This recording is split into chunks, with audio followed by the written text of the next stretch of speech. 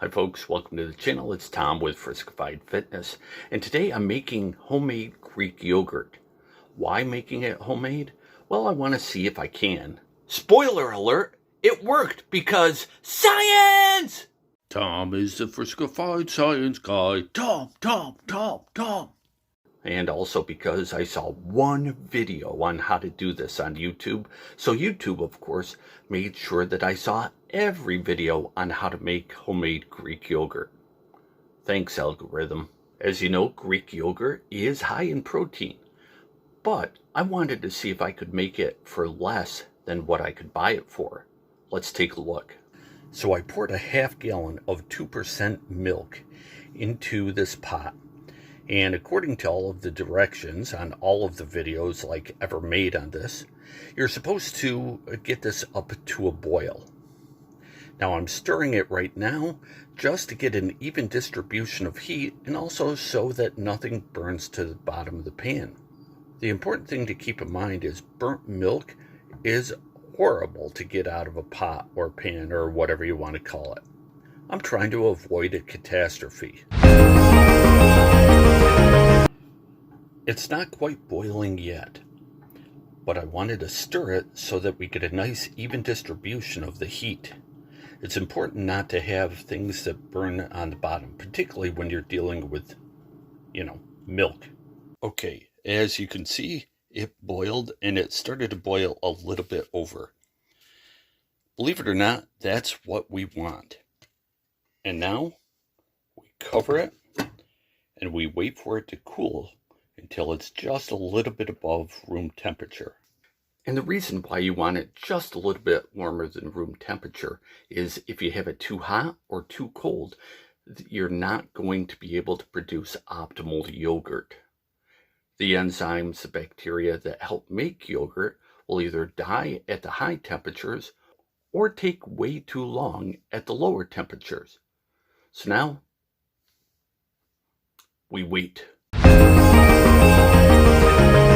Now, according to the instructions from all of the YouTube videos, and I mean all of the YouTube videos, the way to check the temperature most accurately would be with a food thermometer. The second most accurate would be with your finger. So, sticking it in, it's warm, very warm, but it's not hurting me. Now I have the Greek yogurt that I bought, and this is going to be a starter. I only have a little bit left. So what we'll do is take a little bit of that milk and mix it together with the yogurt. And this will get most of the yogurt out, or a good share of it. And then pour it in.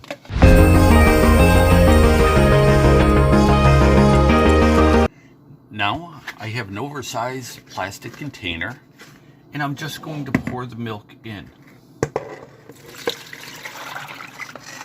I probably didn't need a container so big to hold it. However, by putting the pan within the circumference, I eliminated most spills. Most. Now I put the cover on. So I have an old towel that Honey Bunch doesn't want to use anymore, but I'm going to use it for this. Place the container down. Fold it over. Fold it over again. And now I'm going to put it in the oven unheated for about 6 hours. Okay, now it's 6 hours later. Let's see how this looks. I'm really hopeful that this comes out well. Now, it's been in the unheated oven for the past 6 hours. Would you look at that?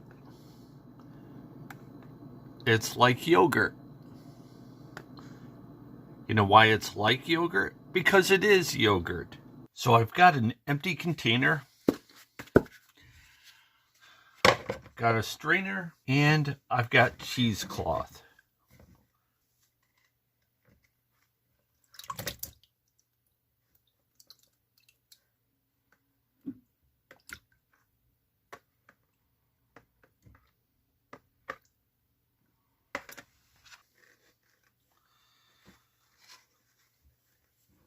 So now, I'm going to give it a nice squeeze. And you can see a lot of that water coming right out. Now, I need to find something to weight that down. So I'm putting a small plate on top.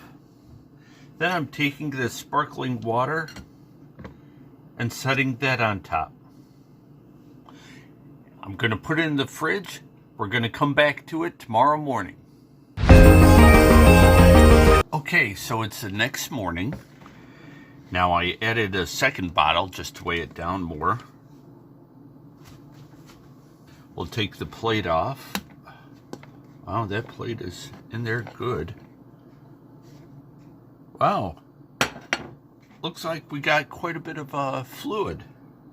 Now I've set up a scale to see how much I actually got out of this Greek yogurt experiment.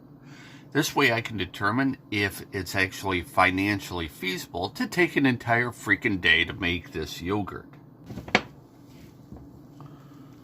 The unveiling. Wow.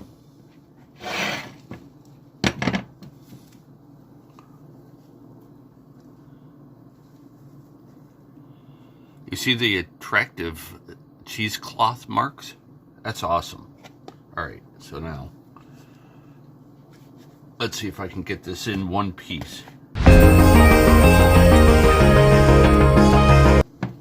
Oh, look at that. So, this weighs in at 489 grams. Oh, that's very nice and thick. See that?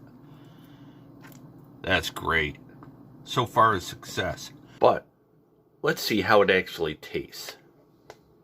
Taking a little bit because I don't want a big glop if it sucks. Yeah. Tastes like Greek yogurt. This is totally doable. I've got a big portion here. It tastes a little bit like homemade fromage cheese. Now, that basically means a little bit like ricotta, but a little bit like Greek yogurt as well.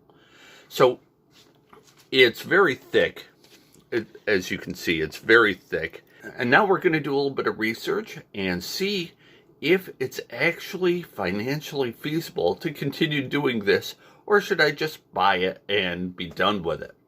So the yogurt making experiment, it was a success. It worked. But is it cheaper to actually buy that much needed protein source in the store or to make it yourself? Let's take a look. Now, given that 1 milliliter equals 1 gram, the milk serving size is 240 milliliters or 240 grams. Roughly 8 servings per container, that equals 1,920 grams per container. The cost for that container is $2.89, or 289 cents, which we divide by the number of grams per container, 1,920, and we get 0.15 cents per gram. Compare that with the store-bought Greek yogurt. The container has 907 grams per container. The total cost for that is $4.29, or 429 cents. Divided by 907 grams in the container, that comes to 0.47 cents per gram. And that means that the store-bought yogurt is roughly 3 times the cost of what you could make at home. Now, does it make financial sense to put in roughly a day of work and effort to make this yogurt? Only you can decide. But it does seem to work, and at a cheaper cost too. Do you think you'll make homemade Greek yogurt? Let me know down in the comments below. That's about it for today's video. My name's Tom. This is Friskified Fitness. We'll see you next time.